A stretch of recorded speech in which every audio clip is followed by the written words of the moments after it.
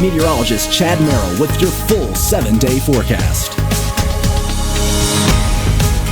And welcome back, everybody. Our temperatures in the low 30s. We have wind chills that are in the low 20s because the winds are west at 9 miles an hour.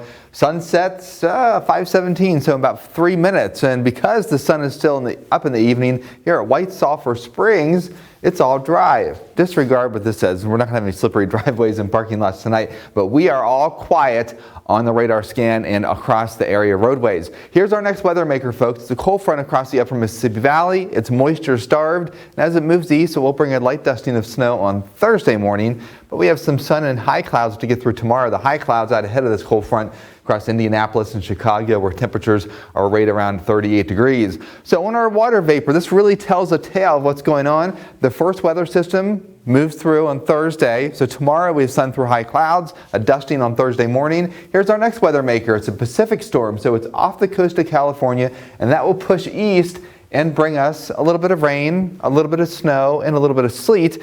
And the timing will be Saturday into the early part of Sunday. So basically we're watching two different systems, and here's how it all plays out. High pressure tomorrow, so we'll finally get a chance. If you live the south-facing slope, the little bit of snow that's out there will melt in the afternoon. Pretty nice. Here comes the first system early Thursday, a little dusting of snow. Beautiful day on Friday. And then once we get into the weekend, here comes our storm system. It's called a double barrel low. The first across the Ohio Valley. The second one will start to develop off the coast, and that moves to the north. And we'll have a little bit of wintry impacts that I'll talk about in a second. A little behind it, we'll have a couple of flakes and maybe some drizzle. And then the next storm system will be all rain across the region as we break out into a warm pattern. So what can we expect this weekend in terms of impacts? First of all, we are not expecting gusty winds. Very low risk for heavy snow, that is shovelable snow. So we're talking about 1 to 2 inches if you live below 3,000 feet, 3 to 4 inches if you live above 3,000 feet. So snowfall-wise, we can deal with that. We will have some icy spots, secondary roads, alleyways, main thoroughfares will just be fine. That's because it'll transition from snow to sleet to freezing rain briefly. We're just expecting a little coating of ice, but even that can go a long way to produce some icy patches, and we don't expect any school delays on Monday. As for the aches and pains forecast, I've got a lot of icons on here.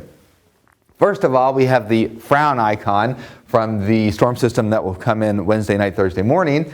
Then the positive icon, and then a frown icon on Saturday when the storm system comes in, and then again on Tuesday. Those two storms will produce the biggest pressure drop.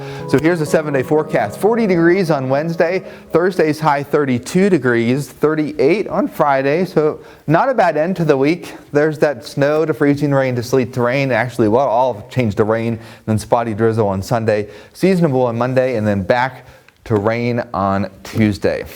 So the overall theme is we don't have a blockbuster storm on our hands, but we will have just enough freezing drizzle to cause a few slippery spots. And when I say slippery spots on secondary roads, I'm mainly talking about the shoulders of the roads. And if you live in a back alleyway, chances are that could be a little bit icy like it was this morning.